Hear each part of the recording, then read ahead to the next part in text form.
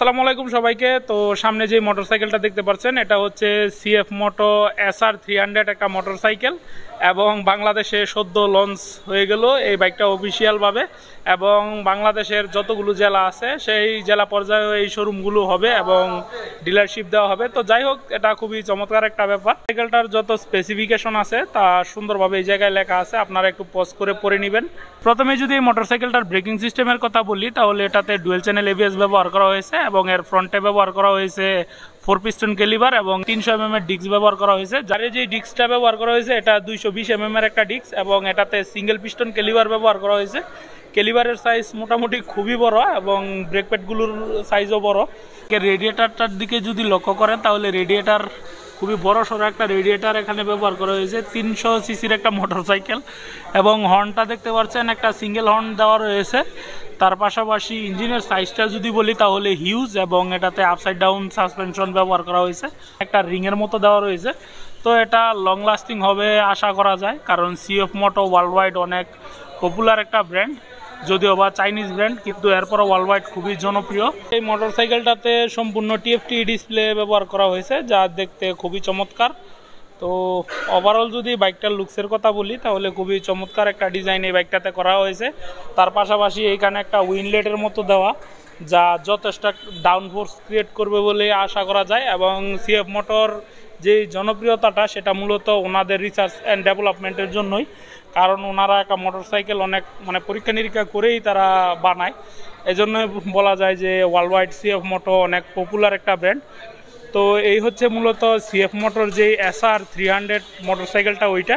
তো এর দুইটা কালার আপাতত এখানে শোডাউন দেওয়া আছে, একটা হচ্ছে যে হোয়াইট কালার, হোয়াইটের মধ্যে ব্ল্যাক, এবং একটা কালার হচ্ছে এটাতে ম্যাট ব্ল্যাক সিলভার এবং পেছনে পিঙ্ক একটা কালার দেওয়া আছে। তো যাই হোক, আপাতত এই দুইটা কালারই এখানে শোডাউন দেওয়া এবং ওনাদের কাছে জানতে পারলাম যে এই SR 300 এর যেই কালারটা এই দুইটা কালারই মূলত আসছে।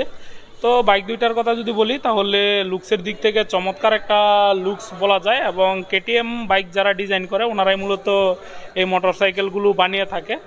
এখন কিছুক্ষণ আগে এর যে এক্সস্ট সাউন্ডটা শুনলাম আপনাদেরকে এখানে দিয়ে দিব।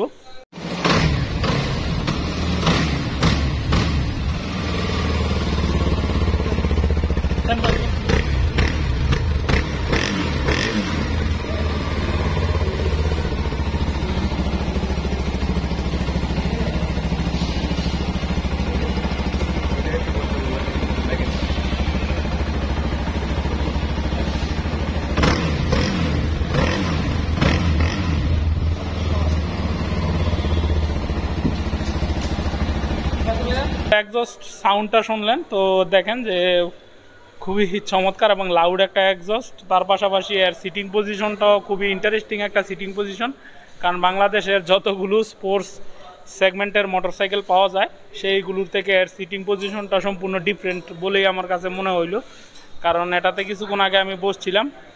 এই বাইকের সবথেকে বেস্ট পার্ট যেটা আমার কাছে লাগছে সেটা হচ্ছে এই বাইকের সবগুলো লাইটই LED ব্যবহার করা হয়েছে এবং এর যে হেডলাইটে খুব সুন্দর একটা DRL ব্যবহার করা হয়েছে।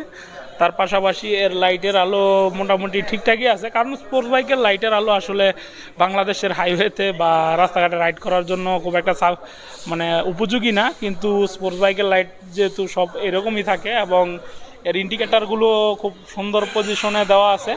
তার পাশাপাশি এই মোটরসাইকেলের যেই বিল কোয়ালিটিটা আমার কাছে মনে হয় সেটা খুবই চমৎকারই লাগছে, খারাপ বলার সুযোগ নাই, কারণ এর যেই চ্যাসিস এবং যেই সুইং আর্ম খুবই চমৎকার লাগছে। বাইকের টায়ার দুইটা ব্যবহার করা হয়েছে, এই টায়ার দুইটা হচ্ছে CST ব্র্যান্ডের এবং যথেষ্ট ওয়াইডার টায়ার।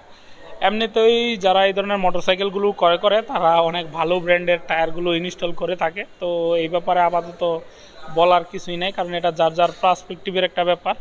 এর পাশাপাশি এটার যেই মনোশক সাসপেনশনটা এটা খুবই শক্তপোক্ত বলেই মনে হচ্ছে এবং এর কোয়ালিটিও ঠিকঠাক বলেই মনে হচ্ছে। তার পাশাপাশি এই বাইকের যে ইঞ্জিনটা ভাই হিউজ একটা ইঞ্জিন। বাইকের রাইডারের সিটের কথা যদি বলি তাহলে খুবই ঠিকঠাকই আছে, কিন্তু এর পিলিয়ন সিটটা স্পোর্টস বাইকের পিলিয়ন সিট আসলে না থাকার মতোই, কিন্তু এটাতে মোটামুটি বসা যাবে আর কি, কিন্তু বসে শান্তি পাওয়া যাবে না। তো যাই হোক, এর যে টেলটা এটা খুবই শক্তপোক্ত এবং মানে ভাঙার খুব একটা পসিবিলিটি আছে বলে আমার কাছে মনে হয় না। লেন্স পকেটটা রয়েছে রেয়ারের, তো এটা দেখেই বোঝা যায় যে খুবই শক্তপোক্ত এবং বড় একটা স্প্রকেট। এটা কত দাঁতের আপাতত এখানে কোনো ইনফরমেশন নাই, এবং চেনটাও যথেষ্ট মোটা। ওভারঅল বাইকটা খুবই মানে চমৎকার, এবং এই বাইকটার বেস্ট পার্ট যে এর ক্লাচ খুবই সফট, তো খুবই সফট একটা ক্লাচ এটাতে ব্যবহার করা হয়েছে, যা যথেষ্ট ভালো বলেই মনে হয়। সিএফ মোটো এসআর 300 সিসির যেই প্রাইজিংটা করা হয়েছে এটা হচ্ছে 4,58,500 টাকা। একটা 300 সিসি মোটরসাইকেল অনুযায়ী খুবই ভালো একটা মানে অ্যাগ্রেসিভ একটা প্রাইস পয়েন্ট বলেই মনে হয়।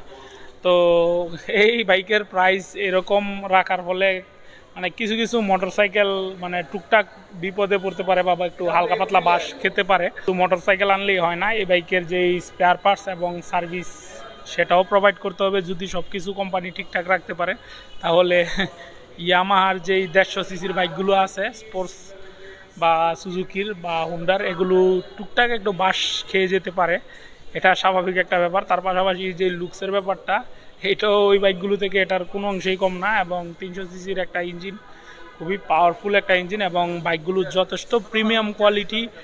অনেকক্ষণ যাবত এই বাইকগুলো আমি পর্যবেক্ষণ করলাম। যদি আপনাদের ভালো লেগে থাকে তাহলে চ্যানেলটাকে সাবস্ক্রাইব করে পাশে থাকা বেল বাটনটি চেপে দিন, ভিডিওটাতে একটা লাইক দিয়ে দিন, কমেন্ট বক্সে আপনাদের মূল্যবান মতামত জানিয়ে যান। সবাইকে আসসালামু আলাইকুম।